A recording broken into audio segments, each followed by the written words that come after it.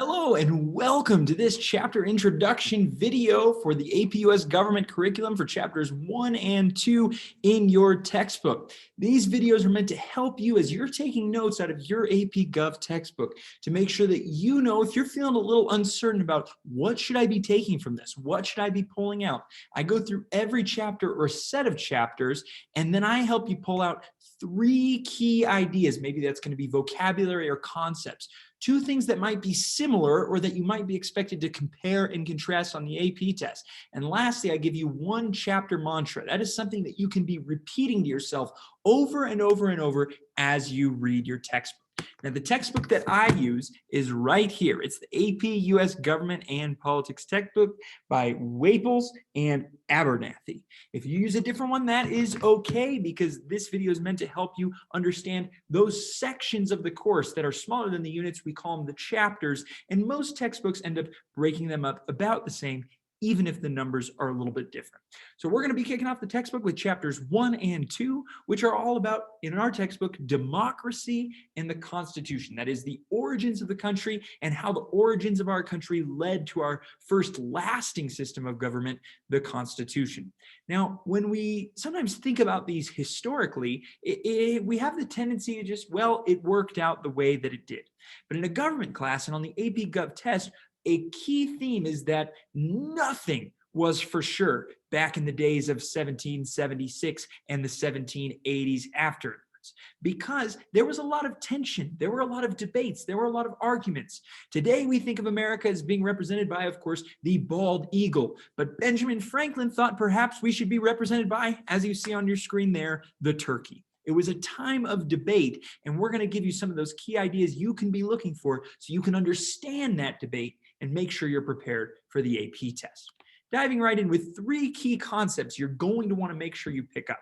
First, the democratic ideals. There's a few different ideals that we might say all democracies must share to be true democracies. And many of those actually come from the text of the Declaration of Independence. Some of the ones that we really focus on are popular sovereignty and natural rights. You may also want to be familiar with the concept of the social contract. And again, maybe be able to define these and show how they're connected to the Declaration of Independence, how they're right there from our nation's founding.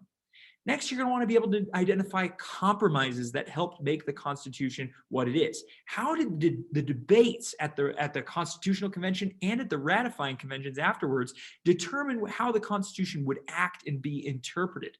Probably the 2 we think of the most are the Connecticut Compromise and the 3/5 Compromise, but also the Electoral College is an example of a compromise, as is the eventual inclusion of a Bill of Rights. And finally, one of the most asked about topics on the AP test that I consistently see my students missing questions on is the amendment process. It's very difficult to amend the Constitution, and similarly, it's sometimes very difficult to remember how we go about that process. I can tell you that your textbook, no matter which textbook you have, has a wonderful chart that explains the process for amending, that is, changing the Constitution, and make sure you've got that down.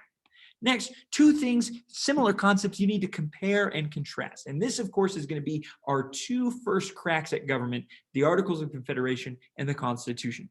Now, the Articles of Confederation was our first true government in this country, but as you know, it did not last very long. And we replaced it with the system we still have today, the Constitution. You need to be able to acknowledge and note similarities and differences between these 2 systems, including strengths and weaknesses of each, and why the Constitution was so successful while the Articles of Confederation ultimately was scrapped.